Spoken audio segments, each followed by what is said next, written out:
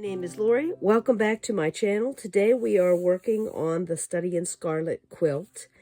We are on the third set of friendship blocks, and today we are making the blocks that go here and here. So they are simple. They are very similar to this block, but they are not exactly the same. These blocks are constructed differently. So let's get right into the pattern. Now, if you've been listening, in this chapter, they have discovered their friends. They have moved into a shared apartment on Baker Street. And Watson is thinking that Sherlock is a bit conceited, but they are still friends nonetheless. And it's like a test and trial period. So I'm going to cross off this one block because if you make one block, you're going to end up with a whole bunch of extra pieces. So I'm going to construct, and when I put it into the printable that you will be able to take care of, I will not have the one block there. So this is the second friendship block for this month to go with part 1, chapter 2, and we will make 2 of these. And we will be using the 2 at a time method for the big parts. Let me get out the pieces. So we have 4 colors. And I've changed some of these colors when I cut them. So I have a blue. So these are the 5.5-inch squares. Or 5-inch squares, I'm sorry. We have blue. We have gray. We have purple. And we have green. I like this side better. A batik. So they're very vibrant colors. And I've decided, since I have some green and yellows, I'm going to use green and yellows for part of the block. So it will, when I lay it out,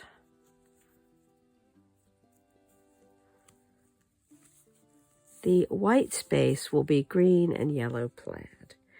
Now you can change your colors. As you can see in my mock-up, that there are other places where there are greens and yellows, so that it sort of creates space around. So, at any rate, these blocks will be enough to make 2 sets of blocks, because we are using 2 at a time half-square triangle methods to construct these half-square triangles. So let me gather these up, because I am going to mark on the back of the lighter square to make life easier for me.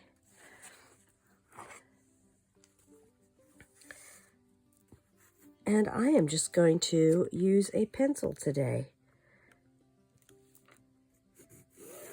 We are marking these, and we will sew a scant quarter of an inch. You can tell I'm still not feeling my optimal best. I'm getting there, but still not feeling 100%. So I will pair these 4 backgrounds with each of the colored squares, and I will sew the scant quarter of an inch away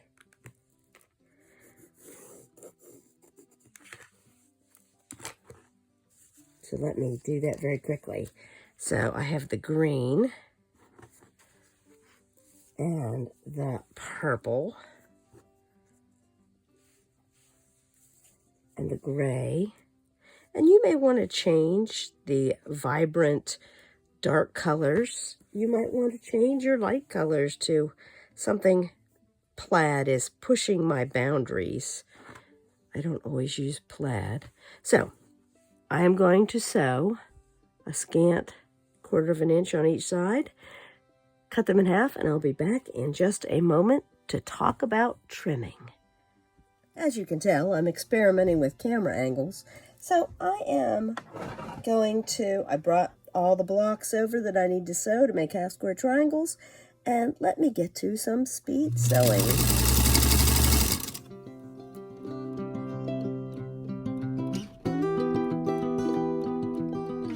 Now, as you might be able to tell, this block is a little off when I line them up, and it's okay. I'm going to trim them, so I need to cut down the line, or you can use your rotary cutter, however you prefer. But I'm cutting these in half on my line. That was why I could use a pencil today, because it's my cutting line. And then I will press these open.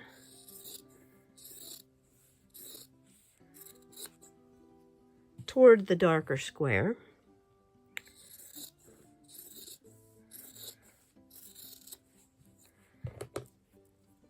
Nice fuzzy got going there. So I'm going to press toward the darker square on all of these, and I will have parts and pieces for the two blocks, the two 8-inch blocks. So I give it a little warm up, and then I give it a little press, roll it back with the iron. Give it a little warm up, and that helps relax the threads.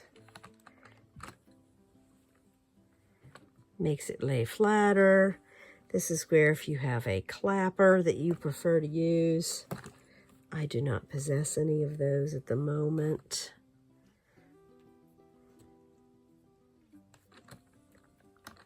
Oh, I thought there for a second I had put the gray on the wrong side, but I did not.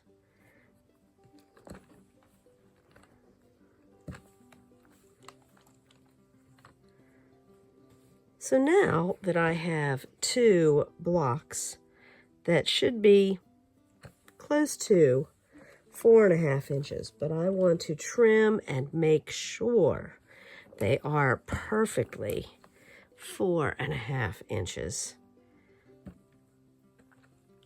I'm going to get my trimming tools before I add the extra little block on the corner. I want to make sure these are the perfect 4.5 inch size. So let me get my trimming things, and I will Over the years, I acquired my tools. I did not buy all this stuff all at once. My friend bought me the little rotating mat. I have the big square one, but it knocks things off. So when she bought me this one last Christmas, oh, I'm in love with this mat. So I'm using my 4.5 inch square, and you can see that it just takes a little tiny bit. And if I didn't trim it, this would not be the right size. I mean, that is so fine. It's not even 1/8 of an inch. So let me put on some music and trim up these 8 blocks, and it will be wonderful.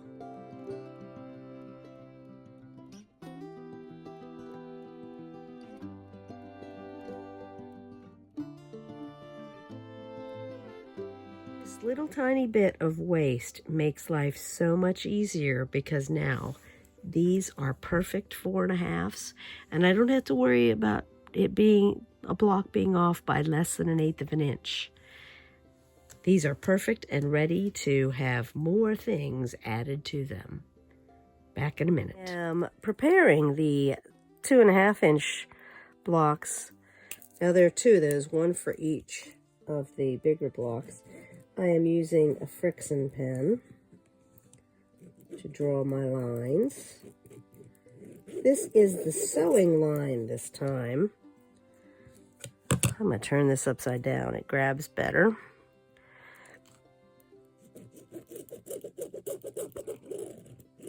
So this is the sewing line, and I will have bonus half square triangles.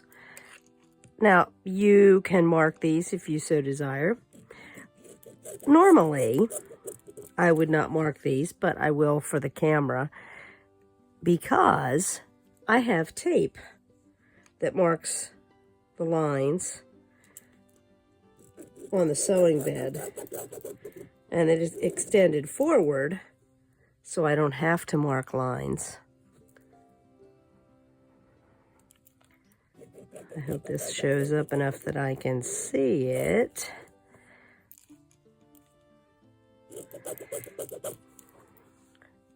Oh, it shows up enough. Barely.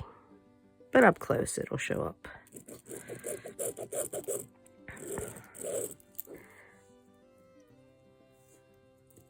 So now that I have all these lines marked, well, almost marked, I will take you over to the sewing machine and we will do some speed sewing. Now I need to add the block to the corner, a sew and flip block. And because it's a 2.5 inch square, I'm going to get a bonus half square triangle out of here. So I'm going to sew right on the line first to add the correct color to the correct block. And then before I trim it off, I'm going to sew the bonus half square triangles also. So let's get to some speed sewing.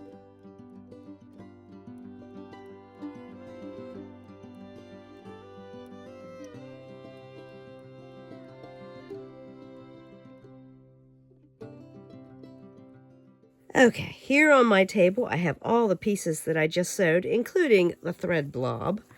Let me cut that off there and show you what we are working with. So I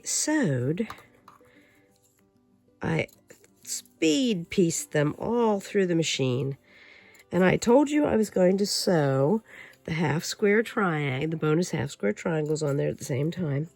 That means I will be doing some trimming later on so I don't ever get behind by the 1.5 million half square triangles that I at one time had in my possession. Okay. So now, and you can see this pretty clearly on the blue, I am going to trim off the bonus half square triangle. And I have my finest finished piece. Let me move my cutting mat out of the way and let me press this. I am pressing toward the dark. Let me warm it up a little bit. And I do like steam so that it warms it up even more. So there is the blue quadrant for one of the blocks. And here is the untrimmed half square bonus triangle. Let me press that too. I like to, if I do not sew these when I am making the block, and this will trim, this little bonus will trim to 1.5. If I don't sew these little babies when I am making the block, I just throw a bunch of corners and they end up being thrown away. So I know at least if I sew them when I am making the blocks, they will be used eventually.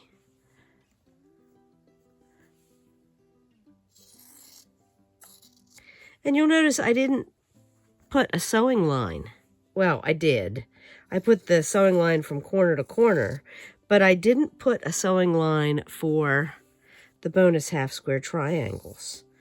I know from experience about where the 1/4 inch is, and if it's a scant 1/4 inch, it's okay. It'll be all right.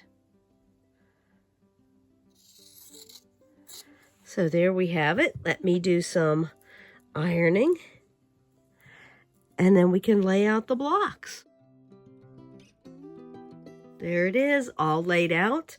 Now I will just assemble it like a 4-patch side to side, side to side.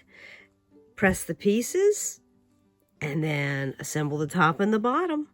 And it will be adorable. Here I have the blocks sewn in sets of 2. To make my life easier, I'm going to flip blocks a certain way. So I know that doesn't, it's just not looking straight when you're looking straight down at it. So I'm going to warm it up and flip it to the side. And then I'm going to stagger my stack, warm it up, flip it to the side. I'm going to do the same thing on the bottom, warm it up,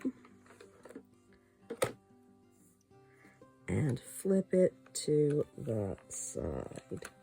So now I have one set of seams going one direction and another set of seams going the other direction. So it will nest nicely when I get it to the sewing machine. Let me show you exactly what I mean. So when I flip them, those seams will nest nicely and they will not pull apart. So as I stack this on the machine, I want to stack it so that it will stay nested. I could put a pin in there if I feel the need to pin, but it will be cute. Hang on, and I will be right back after I sew these seams. Okay, so here we have them all sewn together. Warm up the seams. Flip it over and give it a good press. And there we have it. The 8-inch friendship star. Let me do the other one. Give it a nice little press. Oh, I see that some of my seams have turned funny. Ah, there we go. 1/4 inch at all those places. So cute. Let me pull that down so it is centered on the camera. There we go with the last 2 friendship stars. And I figured this plaid was appropriate for Sherlock Holmes because anytime he shows up in a movie, he's wearing a brownish plaid hat. So I figured that was a nice, safe color way to use for a block about friendship with Sherlock Holmes. Let me show you again where the block goes here between the other friendship stars and here between the other 2 friendship stars. I see that we can probably add some of the red next week and start maybe putting some pieces together. If not next week, the following week.